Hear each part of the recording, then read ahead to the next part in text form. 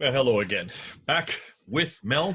I'm here in United States. Mel is over there in Europe, and we're talking thousands of miles away, and yet here we are. It looks like we're in the same room right next to each other. This is the beauty, amazing thing about technology. And I bring Mel in every once in a while because he has such great research. He's going and he's trying to look and find out this character in the 7th century and in the 8th century up until the 9th century, this character of concerning the Ilyas out of Tayaya. We've talked about Ilyas quite a few times now. I think you all know who we're referring to. He's from much further north up into what is today Iraq, that he was a king, he was an authority, but he also had more going for him. And it looks like what Mel has found is there is a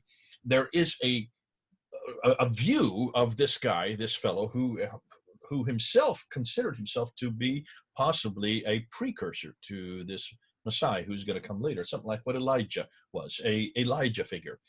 And so I'm going to bring Mel on board because he's going to show us that much like everything else we've looked at, when the Islam that is put together here in the 9th and 10th century from the Abbasid area, this Islam that is now up in Baghdad, by that time it has moved to Baghdad, but it's 200 to 300 years later, the character of Muhammad they put up here, it has some antecedents that really did happen, but he's not the Muhammad here. He's another Muhammad on this side.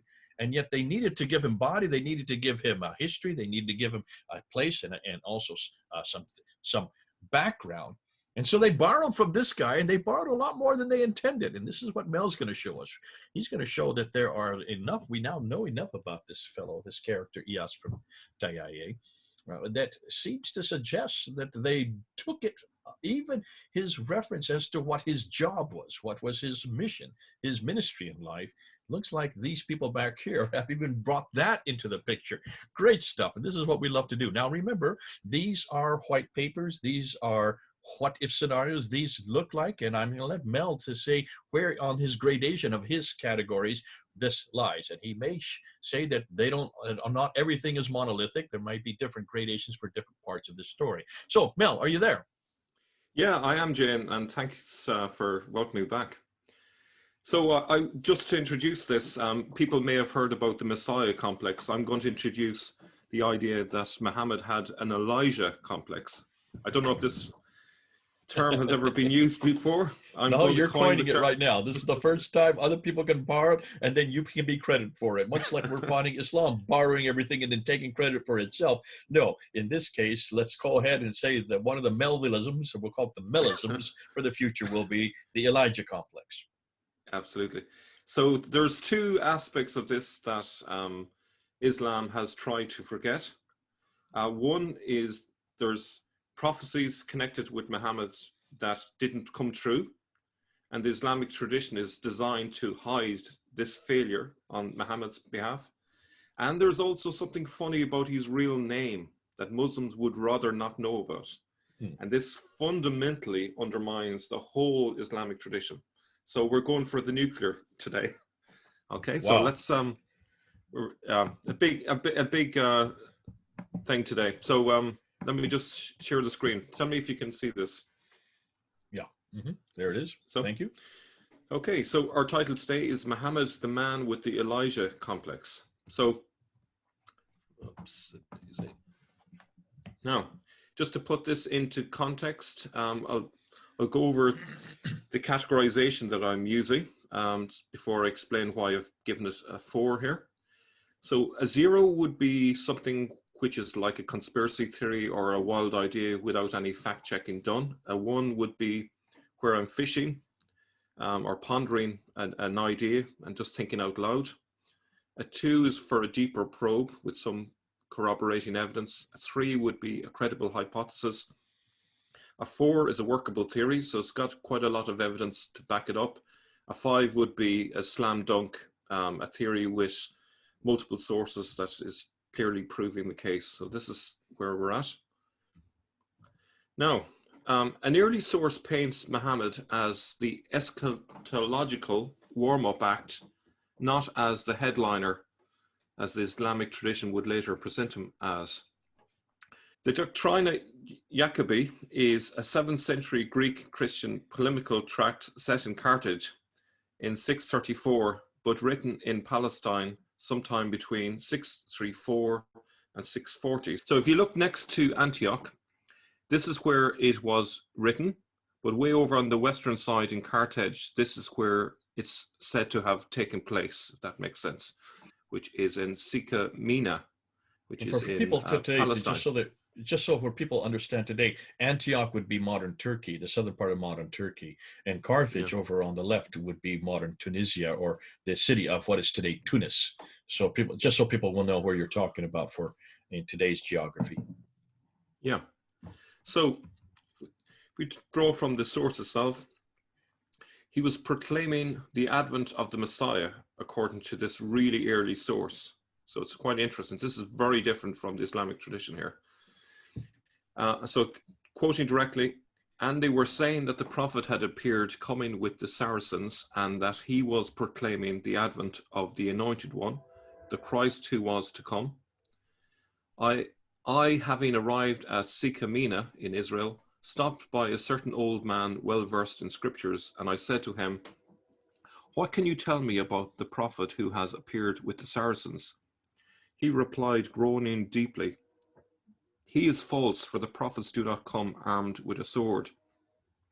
Truly they are works of anarchy being committed today, and I fear that the first Christ to come, whom the Christians worship, was the one sent by God, and we instead are preparing to receive the Antichrist.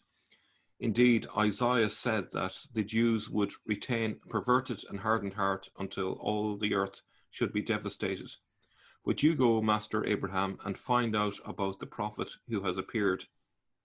So I, Abraham, inquired and heard from those who had met him that there was no truth to be found in the so-called prophet, only the shedding of men's blood.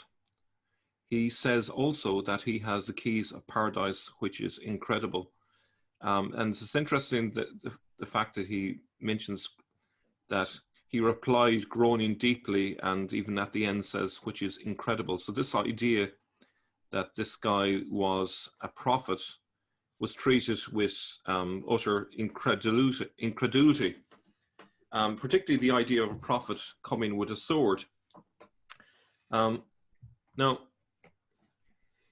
if we just draw from that then, the end is nigh is a very common theme in the Quran. The Quran's eschatological urgency that judgment day, the hour, was soon to be upon them, is part of this common doomsday culture that was prevalent at the time. Muhammad's Jewish hearers would have associated this with the advent of the Messiah. Stephen J. Shoemaker, in The Death of a Prophet, page 28-29, argues that due to the prophetic depiction of Muhammad in the Secrets of Rabbi Shimon ben Yohei, a Jewish apocalypse written in the mid-8th century, it likely incorporated only lightly edited material from an older Jewish apocalypse written during the first decade of the Arab conquest. This states that God raises up over them a prophet according to his will and will conquer the land for them. So if we just go back for a moment, the key thing that is being suggested by this early source is that this Muhammad was proclaiming the advent of the Anointed One. In other words, he is just the warm-up act. He is basically saying that the Messiah will soon come and will come straight after him. So in other words, he's claiming that the Messiah would come and that the world was soon to end. Now, making such a prophecy and such a claim was really bold because it can easily be disproven.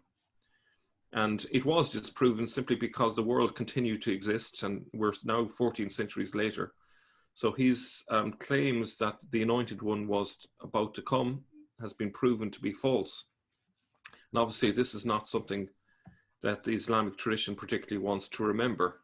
They remember other things about what this Muhammad or Ilyas was talking about, but they obviously have covered up this part, which is embarrassing. Now, what's interesting is the Jewish impression of this guy is that he was crazy and possessed. This seems to be a very early assessment of him. So by people who were contemporaries of this Ilyas. And again, this is from page 30 of Stephen Shoemaker's book. A fragment preserving the opening section of the Secrets of Rabbi Shimon survives among the Cairo Geniza texts, and according to this version, which is slightly different to the one I've just read, it says, he, being God, he raises over them a crazy prophet possessed by a spirit, and he conquers the land for them being the Jews. What do you make of that, Jay?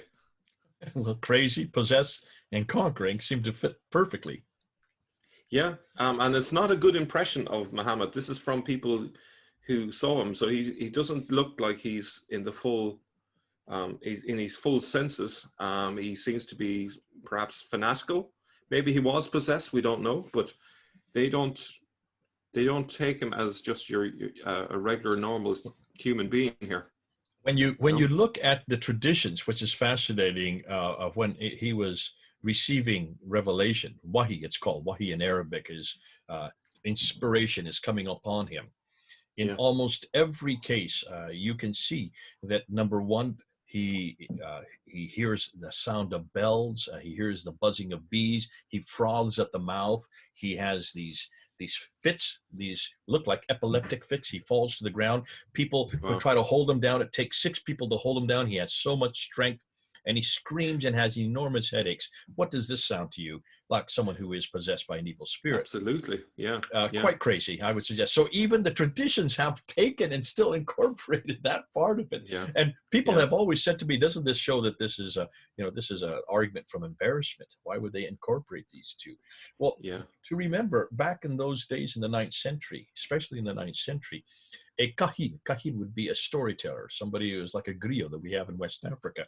They would have to manifest something to prove their authority. And many of these manifestations in that part of the world, especially up in northern part of Iraq, were just these. These are the manifestations that show that you were receiving a revelation, that you were receiving something that is supernatural.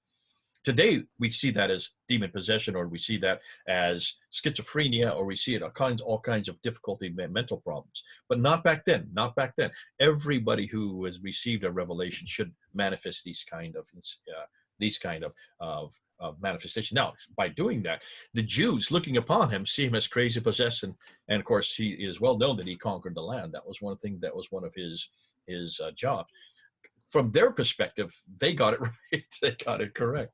But from an Islamic perspective, you can see why they would incorporate these type of references to his character, or odd references to his character.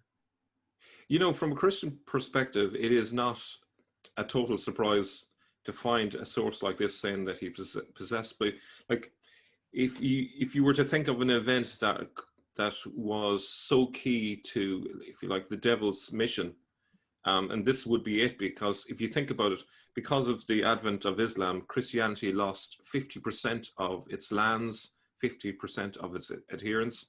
It was one of the most colossal assaults on the Christian faith that's ever been since the time of Jesus. So this makes perfect sense to me, from that point of view.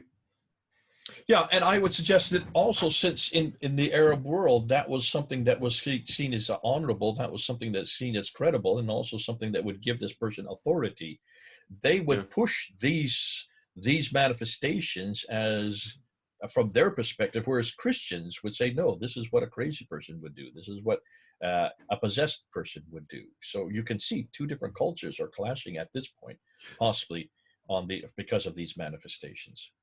Absolutely. So on page 120 then, Shoemaker says, from the beginnings of Western study of Islam, scholars have generally recognized the importance of the hour in Muhammad's preaching.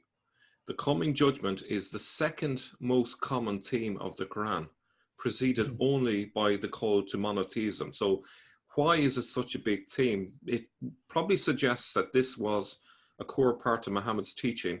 Not that I'm suggesting that the Quran was written by Muhammad, but something from that tradition seemed to have come into the Quran.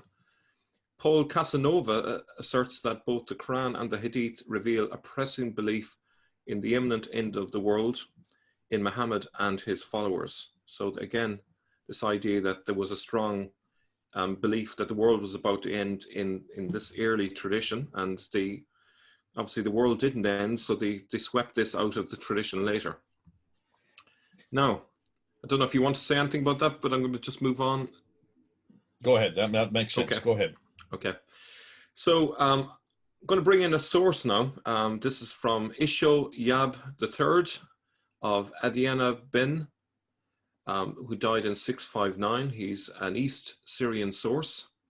He definitely was in the know, becoming, as Robert Hoyland says, becoming a bishop of Nineveh in the 620s, metropolitan of Arbela by 640, and then Catholicos, head of the Nestorian Church from 649 until his death in 659. So he is right there, right in the right place at the right time from the 620s onwards. He's in Tayaye country, and he's not divorced from what was going on the ground, because being a leader in his church, he would have been hearing reports from all over the land. So he would be very familiar with what was going on in those decades. So a very key source. Now, in terms of this source, though, despite the fact that he's a good witness, I'm giving this a 1 in terms of what I'm going to draw from this. There is possibly something in this, but this is quite speculative. He doesn't mention Muhammad. He doesn't mention Ilyas. He refers to someone called the One. And so rather than suggesting this is definitely Muhammad he's talking about, I'm going to step back from it and say this is possibly who he's talking about. Well, thanks for doing this, Mel. And just for those of you who aren't aware of what he's talking about, number 1 in the gray there, it means it's nothing more than that he's fishing, he's pondering, possibly. He doesn't have any conclusive. And you're being honest by doing that, because the other material that you looked at earlier is a number 4, which is a workable theory, because you have solidification and falsification, and that the ambiguity is not nearly as much as speculative as what you're doing now with number 1. So you're saying, be careful. Let's just put it out there. Let's see, for those of you who are listening, whether or not you do accept this or not. It's open to question. You're being honest about that. Appreciate that. Yep, no problem. Okay, so this is the source. As I said, it is not certain who he is obliquely referring to as the One, but Ilyas or Muhammad would fit the bill. And just before I read this, I suppose, just to use a more recent example of this scenario that this bishop is faced with. The bishops in Poland back in the 1950s and 1960s faced a similar problem living under communism. They had to be really careful whenever they gave a homily or a speech or a sermon, in case they're overheard or their sermon is interpreted as a criticism of the communist regime. So if they tried to criticize the communists, they would have to couch it in very careful language so as not to give them a reason to be arrested. So this is a similar situation in the 7th century. We have what is, from my perspective at least, a very strongly totalitarian regime that has taken over many countries. And so therefore the Christian leaders have to be incredibly careful. They also need to encourage their followers. They need to, make sure that the Christians don't lose hope and are not overly fearful. And they're trying to give them a boost and say, things are not that bad. Don't lose heart. So this is the context of this quote. I hope I've made it clear. So here's what he says. He says, "For the One who has seduced you and uprooted your churches was first seen among us in the region of Redan, where the pagans, Hanpe, are more numerous than the Christians. Yet, due to the praiseworthy conduct of the Christians, the pagans were not led astray by him. Rather, he was driven out from there in disgrace. Not only did he not uproot the churches, but he himself was extirpated. However, your region of Persia received him, pagans and Christians, and he did with them as he willed, the pagans consenting and obedient, the Christians inactive and silent." So obviously, he's not mentioned Muhammad by name, he's not mentioned Ilyas, but I would suggest, considering the historical context, who else could he be talking about? I would suggest that this is the person he's referring. What would you say at this point, Jay? Do you Well, I think mean, it's... I would agree with you. I mean, this is something that you and I have talked about in the past. You always have to be careful. We've mentioned this before. I mean, you look at your name, Mel. Why is it you don't give us your name? Because you cannot dare give us your name with what you're saying. You would have repercussions not only to your career, but even to your person. And that's why you don't say where you live. You don't say who you are. We do that even today. Unfortunately, those of us who criticize Islam have to hide who we are. I'm one of the few ones who doesn't hide because I've been doing it for so long. In this case, it looks like much the same thing is happening here. He's not going to say exactly who he's talking about. He's just referring to the one. Yet when you look and see what he's saying about him, he seduced you, uprooted your churches. Look at that. You're going to talk about the region of Radan, where that is, and in a place where the pagans are more numerous than where Christians. I mean, this is all fits the historical scenario that we're talking about. So I would say, yes, you are being speculative. You're being very careful. You're not saying this has to be Muhammad, but it looks like it could be Ilyas. It could be the Ilyas of Tayyaya that he's referring to. It fits the man, the place, also the environment and the time. Particularly considering, he was a bishop in the Tayyaya lands, so it kind of fits that this is who he would be aware of, who he would know. So, to give you an idea where Radan is, this is where I believe Radan is. It's spelled in different ways, as you can see. If you look at the list at the top, you can see that the third option there, Radan, is the same spelling as in the source. And currently, it's a village in Isfahan province in Iran. So if you were to go westward from Radan, where that dot is, you would actually land in Tayyaya lands. So those blue lines running down that greyish land is actually the Tigris and the Euphrates. So, it is conceivable that Ilyas crossed into those lands on his preaching missions. Unfortunately, we don't have a year in terms of when he's referring to. So this could be any time. It's hard to say. But if he died in 659, so this is just before Muawiyah comes to power. This is in the era that Muslims like to call the time of the rightly guided caliphs. According to the traditions, they would have taken all this land. This would be under their control because by the time this bishop dies, they have control from Tripoli in the west all the way to Afghanistan in the east. So this would be well under their control. Now that's what they say, and they give the names Abu Bakr, Umar, Uthman, and Ali. We can't find any reference to those names. What we do know is that these are the Arabs. They do control it, and they would have control of Radan. They would have control of Iran. That's within that swath of land. So if this is this character that is, seducing the people and conquering the lands, that would make sense. That you've got the right man at the right place doing the right thing at the right time. Yeah.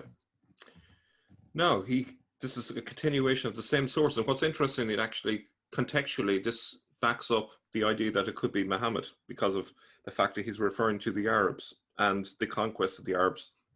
So again, this would support this idea.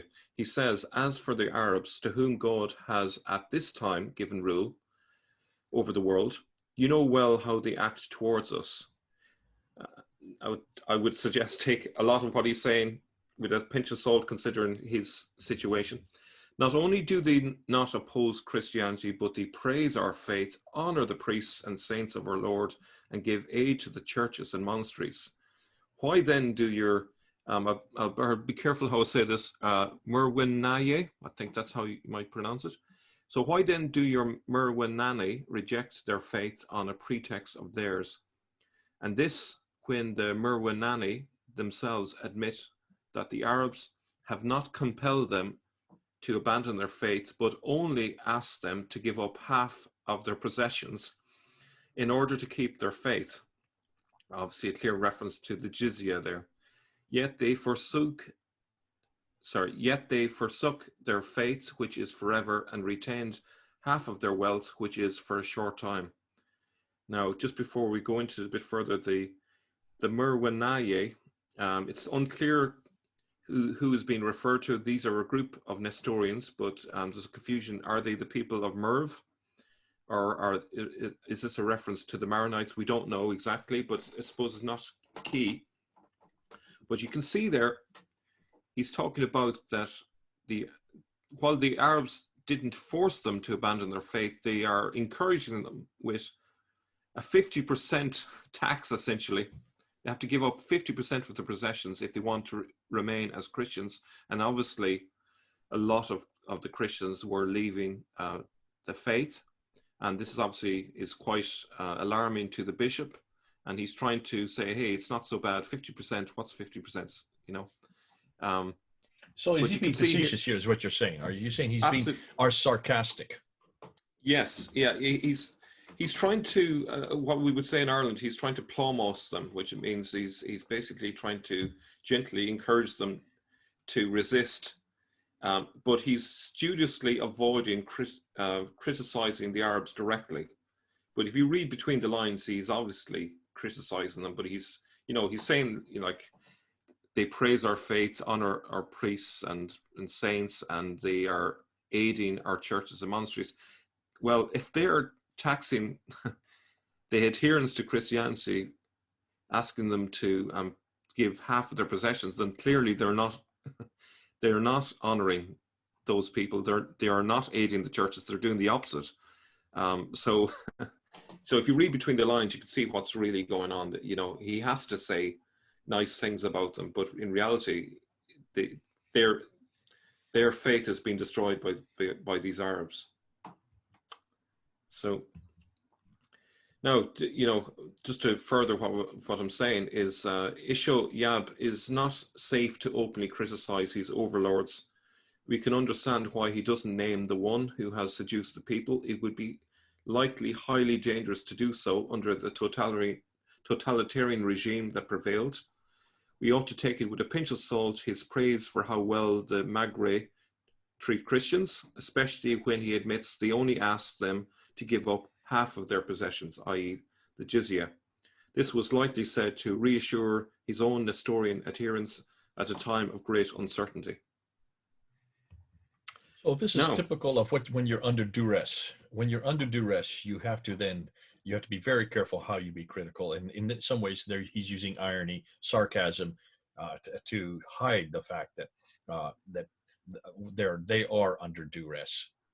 So this is something you would understand coming from your part of the world, because irony is almost a pastime there in the UK and that part of the world. It's fascinating how you are masters of irony. You can pick up on this much quicker than other people can.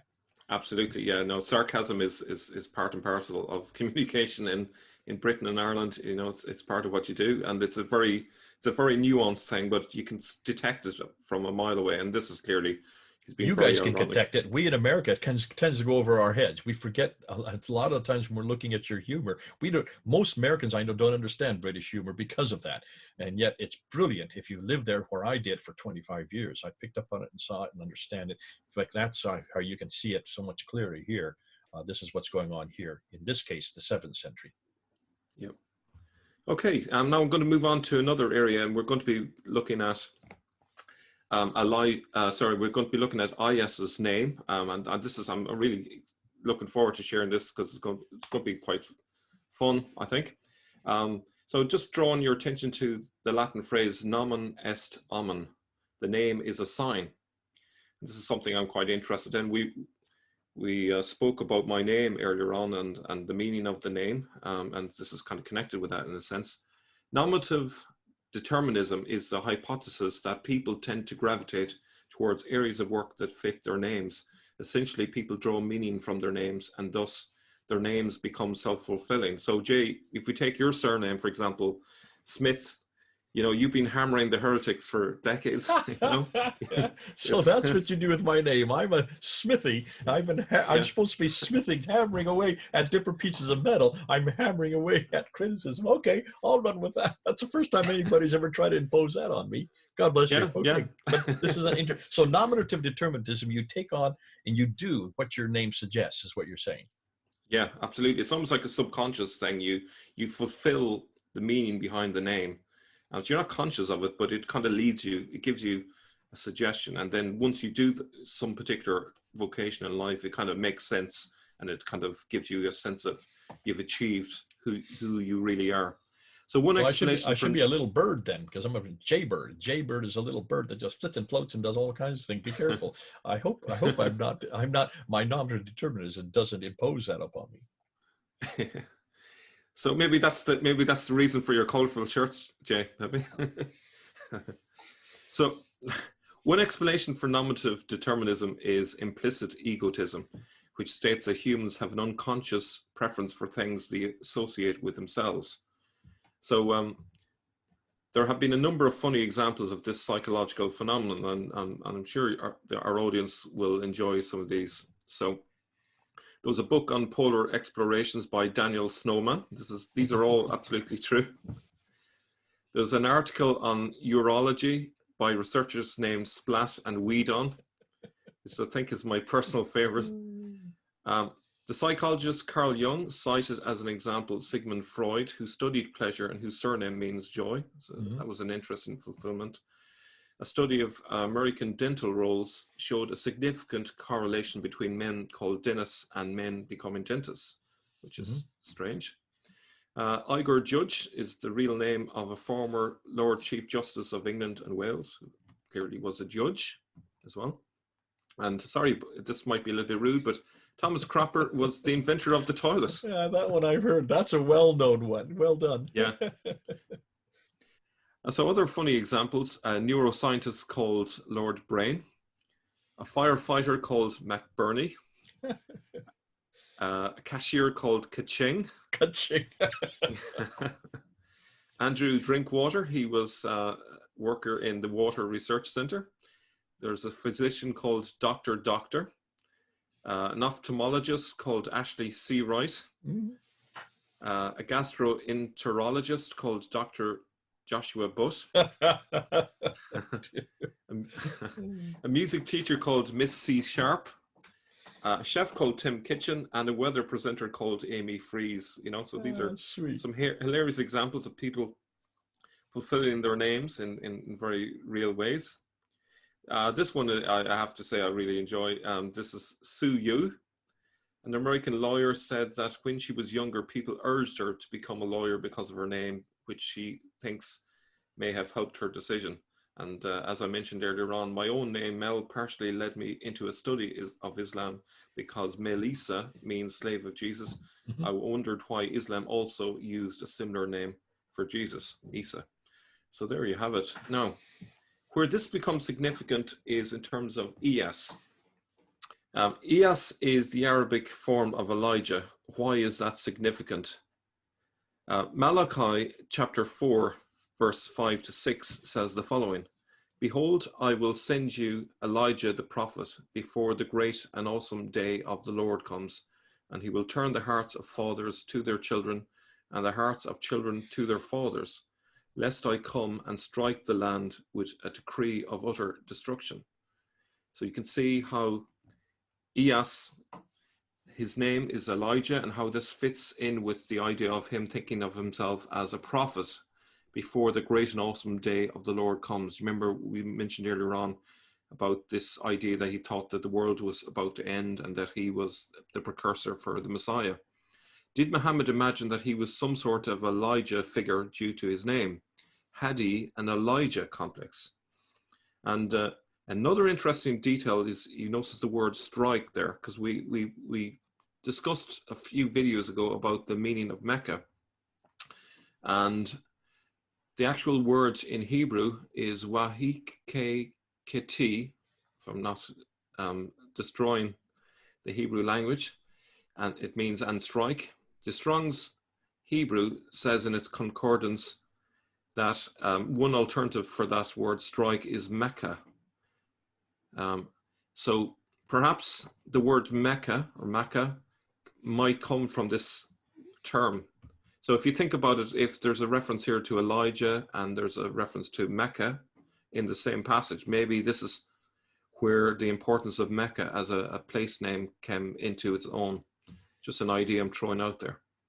Now, the Mishnah says the following, that Elijah will come to settle all disputes and reconcile all discrepancies in the holy books.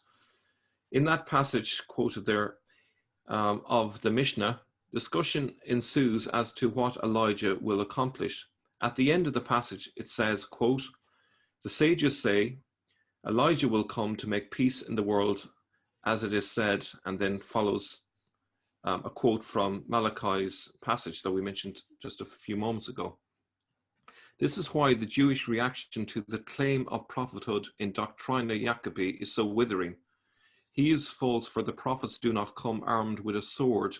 Truly they are works of anarchy being committed today. There is no truth to be found in the so-called prophet, only the shedding of men's blood. He says also that he has the keys of paradise, which is incredible. So essentially, the Jewish reaction to the claim that Muhammad or Ilyas is a prophet is dismissed by Jews because the sages say that the prophet Elijah would be one who makes peace, and Ilyas is coming with a sword. I hope everyone's seeing that. It's a bit like people in America are referring to the peaceful protesters, despite the fact that they are rioting in the streets. You know, it's preposterous. So here we can see the idea that Ilyas could be Elijah is dismissed by the Jews because it says, you know, the Mishnah insists in its conclusion that the prophet must be one of peace. Okay, so however, despite that dismissal by the Jews, there was scope for Ilyas to assume that Elijah was meant to use force and that he had a divine mission to use force, because if we look elsewhere in that Mishnah passage, Rabbi Joshua said, "I have received a tradition from Rabban Yohanan ben Zakkai, who heard it from his teacher, and his teacher heard it from his teacher, as a halakha given to Moses from Sinai, that Elijah will not come to pronounce unclean or to pronounce clean, to put away or to bring near," and quote, "but to put away those brought near by force and to bring near those put away by force." Do you see the point? So potentially Ilyas, who, if we think back, Sebios says that Ilyas was an expert in Mosaic law, then clearly he would realize that Elijah could be someone associated with force. I don't know if you want to chime in on that. Yeah, I mean, if he knew this material and if he was a well-versed in this, he could have misappropriated this and taken this as his dictum. I would suggest that maybe it had much more to do with his need to control and have an authority and give himself credibility. But at the same time, he would take on he would be the subject of these prophecies. So he's probably using both his bets. He's probably saying, listen, I want to take over. And since I am a king, since I do have this power, let's go ahead and do that. But at the same time, I want to be the one who is the subject of these prophecies that of this man who's yet to come.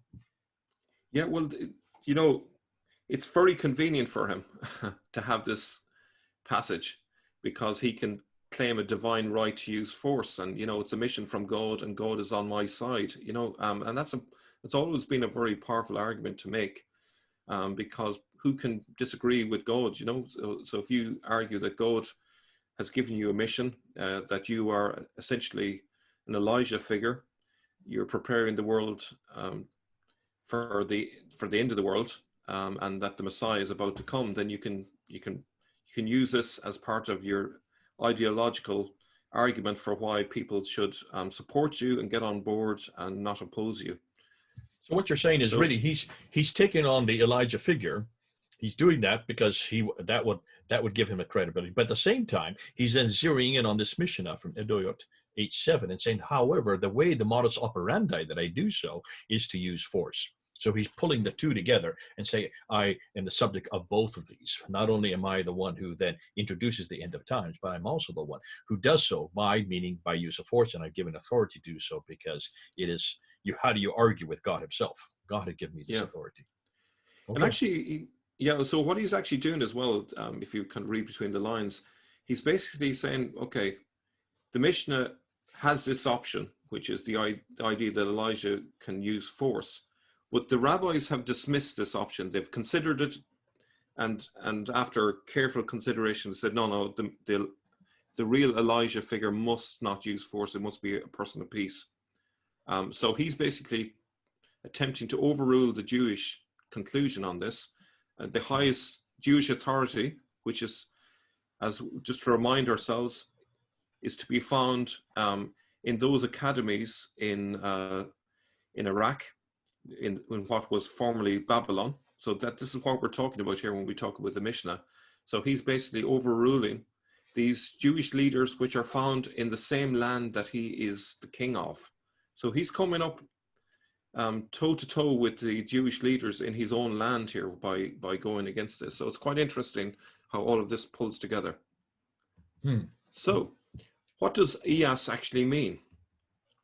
So Ilyas is an Arabic name for boys that means replacement, restitution, something given in place of something else, and figuratively it means gift from God. And if you look at any websites to do with boys' names in Arabic, you'll find this. But actually, if you delve a little bit deeper, Ilyas is the same as Ilyas, and Ilyas in Hebrew is Eliyahu, or Elijah.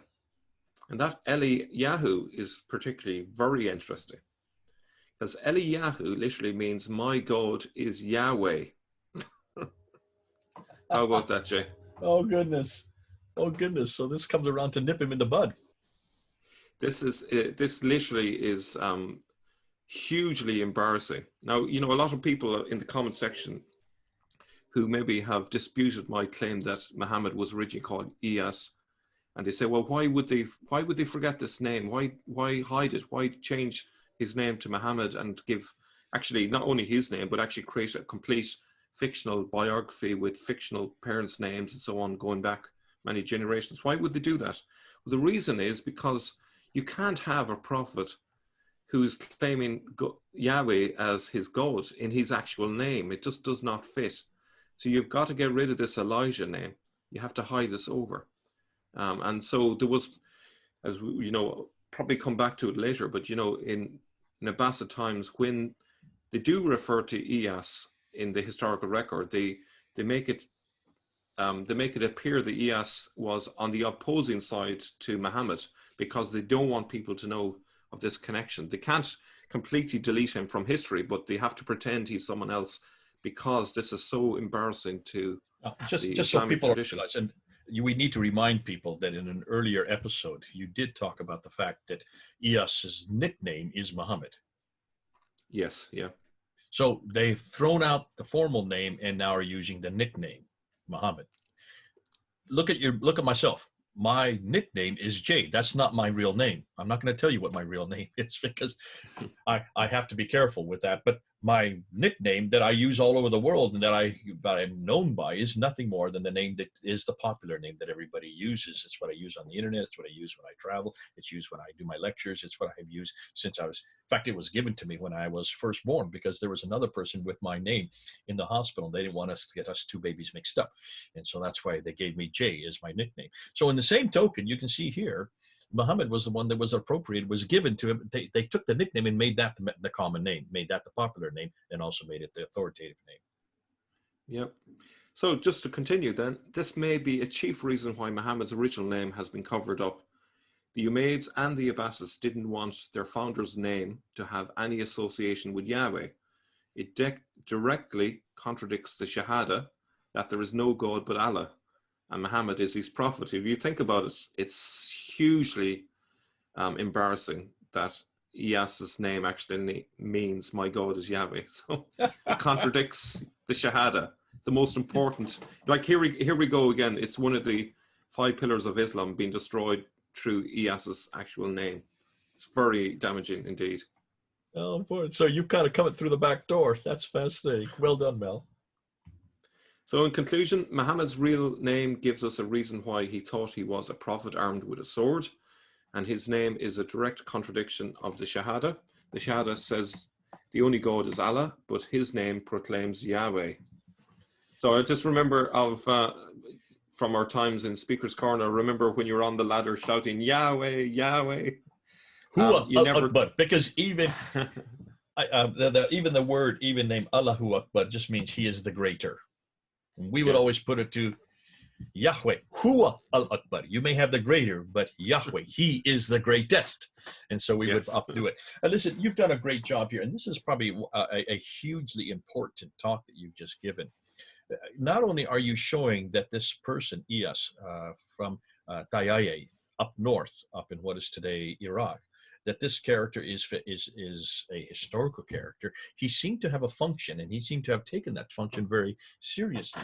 And there are references to him. Ishoab 659 kind of gives that, kind of introduces them as he's the bishop. He sees this problem here. He wants to protect his people. He uses irony. He uses sarcasm to support, to suggest what is happening, but to also to give them to give them assurance. But then you go, and what I love to do is that nomen est omen, that your name takes on your significance. Your name is what is important because you kind of fulfill that which your name suggests.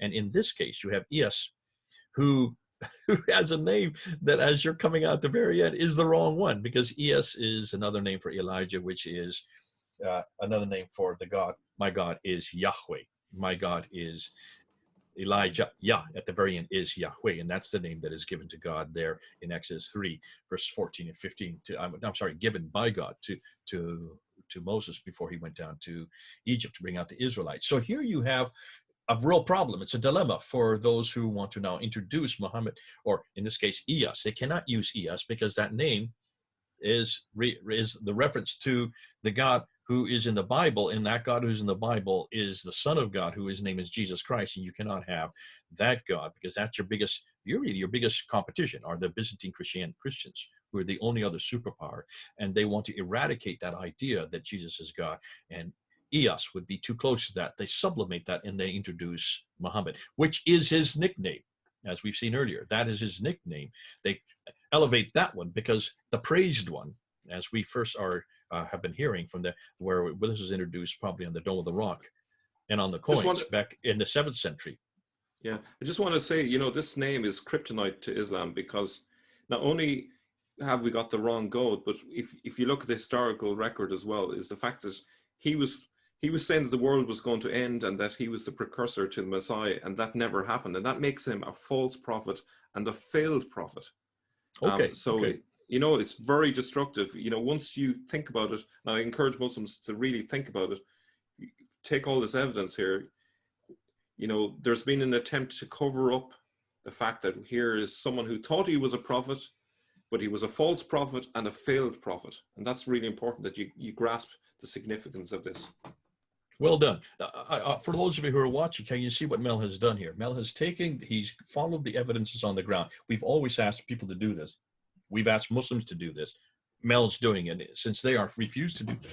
So go back to the 7th century, go back to even earlier in this case, come up to the 7th century, including the 8th century, see what's happening on the ground, and notice that this character did exist. Ilyas, he was from much further north, up in the Iraqi area. He did have power. He was an authority. He kind of fulfilled his name, but the problem with him is that this name, precursing back to this idea of him being Elijah, that would not only eradicate his authority amongst the people there, it would also say that he was introducing the end of time. Since that didn't happen, you've got to then, practically speaking, give him his nickname. The nickname, which would be the one that was then introduced by the Abbasids, became the one that stuck. And I assume what you're saying, Mel, is you can follow this sequence, even the sequence you're following through. It makes sense up from the Umayyad period up into the Abbasid period. When they now incorporated this character, they've got to also make sure that they incorporate what is theological significance. You cannot have any theological significance pointing back to Yahweh of the Bible, or of the Byzantine Christianity, of that supposedly tritheism. So therefore, you've got to make sure that name is eradicated, not only from practical purposes, but theological reasoning. Yeah. And that's why Muhammad then stuck. And also, even where they have to admit that he was the ruler of Hira, they have to present him as the opposite side of the battle. They have to present him as going up against General Khalid, instead of actually both of them being on the same side, which is probably more likely, And even when they attempt to make a story around that, it doesn't hold together very well. It seems very unlikely and implausible. So they haven't done a really good job of covering it up. And if someone like me can work this out, then, you know, it makes me wonder how many other people have actually worked this out in Iraq and haven't publicized it because they're afraid to. There must be more than me that has realized this, you know.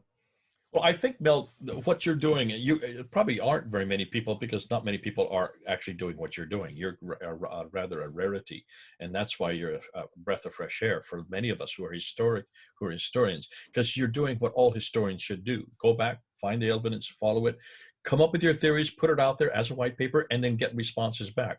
We want people to now do that. Listen to what Mel has said here about Ilyas from TIA.